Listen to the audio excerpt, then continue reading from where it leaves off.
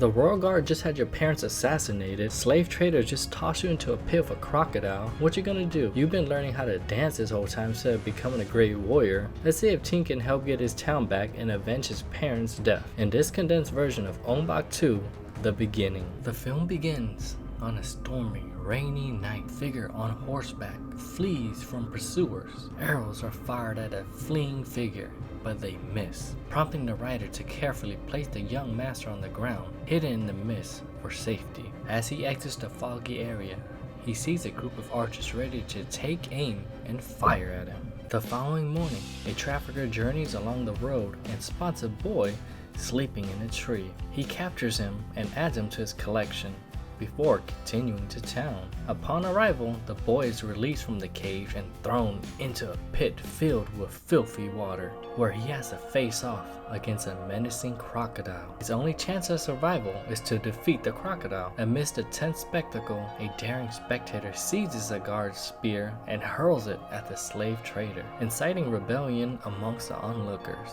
Meanwhile, in the pit, Chernang, the mysterious figure, tosses a knife inside the murky waters, telling the boy his fate is in his own hands. Suddenly, the crocodile's lifeless body surfaces, noticing a knife lodged in.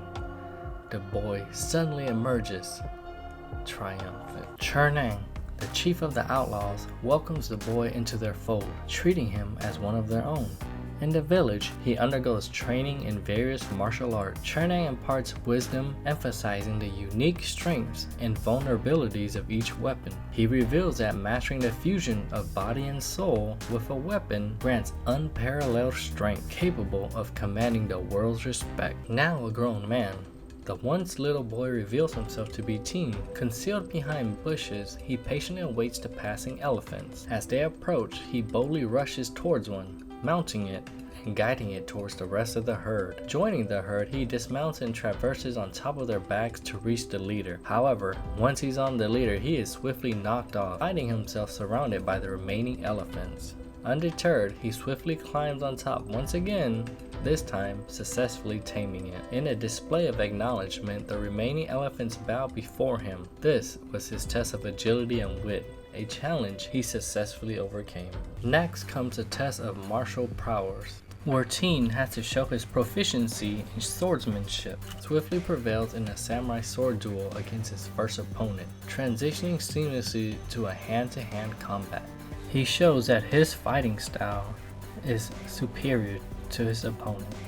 He dispatches his adversary with ease. Tien must now face the opponent in a wrestling style match, where he has to overcome his opponent's powers. Finally, he secures a victory by forcing his last opponent to tap out with an armbar submission. Following that, Tien faces a test of mental fortitude. Exploring a cavern, he hears cries for help and approaches the source, offering assistance to the mysterious person. However, the individual within attacks Tien with primal animalistic instincts. From a vantage point atop of a cliff, Chernang throws a knife to the assailant, prompting Tien to counter and neutralize the threat. With his final trial finally over, Tien proves his worth. In the village, a ceremony is underway. Chernang declares Tien as the new leader of the outlaws, entrusting him with the responsibility of leading all future raids. As a symbol of his honor, Tien is presented with the White Ranger's sword. As night falls, Tien sits alone in a cave, lost in memories of the past. Flashbacks transport him to his childhood, when he journeyed with his parents from the city to a hidden village to meet Master Bua. It is revealed that Ayodhya seized control of the main states 3 months prior, plunging the capital into chaos. Shocked, Tien realizes that parents are the king and queen. Master Bua questions why Lord Rajasena, chief of the royal army, did not intervene. The king explains that it was Lord Rajasena's plan all along. Now with no other options, they implore Master Bua to please take care of their child. In the present time, we find ourselves back at the slave trading area, where new captives have just arrived. During all the madness, someone hurls an object at the boss trader, prompting him to retaliate violently. Unbeknownst to him, the assailant is actually Tien, who swiftly dispatches him in the skirmish. Tien appears intoxicated, consuming even more alcohol as the altercation escalates. As more adversaries approach him, Tien's allies join the fray, swiftly neutralizing the remaining henchmen. Now cornered, the boss trader pleads for mercy. Tien offers him the same chance of survival that he once did. Tien throws him into the crocodile pits. Then he frees all the remaining slaves. As night descends, Tien's comrades revel around the crackling fire.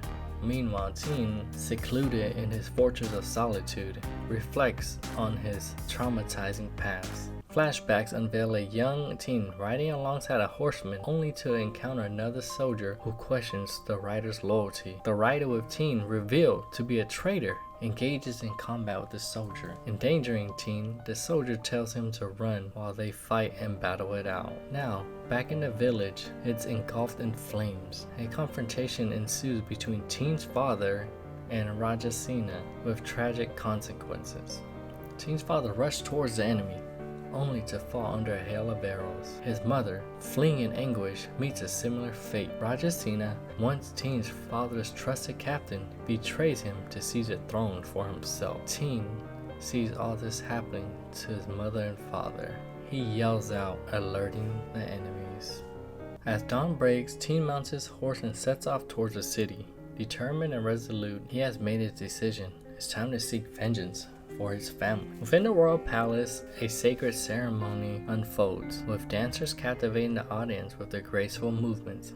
Suddenly, chaos erupts as a masked assassin unleashes smoke, catching everyone off guard. During the panic, the assassin swiftly dispatches several guards, moving with deadly precision. With each strike towards the king, he utters words of vengeance. This one is for my mother. The next slash. This one is for my father. He is determined to avenge his parents. As reinforcements arrive, the assassin employs a smoke screen to evade capture, but is ultimately overwhelmed by the numbers. Just as it seems the assassin has been defeated, a shocking twist unfolds. It wasn't him, it was someone else. He reappears next to the king, delivering a fatal blow before vanishing into the smoke once more.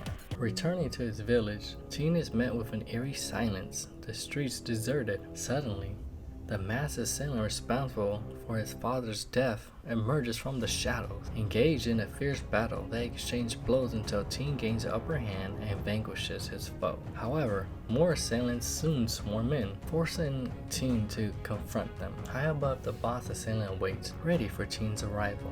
Despite dispatching the henchman, Tien finds himself in a precarious situation when the boss delivers a cheap shot, leaving him disoriented. Seizing the opportunity, the boss launches Tien off the rooftop, sending him crashing into the ground. Injured and outnumbered, Tien unleashes his secret weapon, the special grade curse tool known as Playful Cloud. With its powers, he fights back, defeating enemies with swift and powerful strikes. Yet, the enemies continue to pour in relentlessly. Suddenly, an elephant appears, providing Tien with an unexpected assistance as he capitalizes on the distraction to eliminate his foes. Climbing on top of the elephant, Tien is caught off guard when an evil doppelganger of himself emerges from the shadows.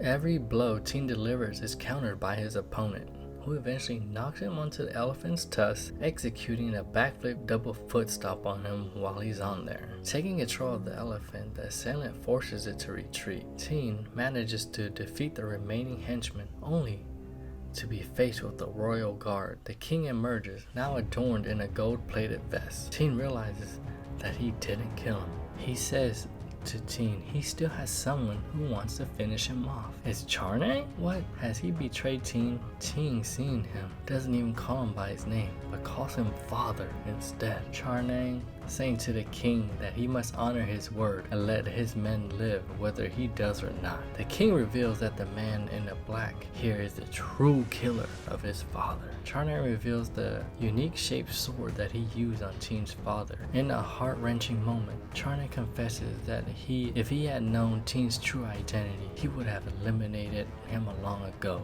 With tears in his eyes, Charnang offers his life to repay the debt owed to Tien's father. We see that Charnang truly loves Tien and raised him like his own son. He is only doing it to save his people from immediate death. And you know Tien truly loves him because he does consider him his father, and he's only doing it to save his own life. Breaking off the remaining piece of the sword, Tien reluctantly uses it to execute Charnaine.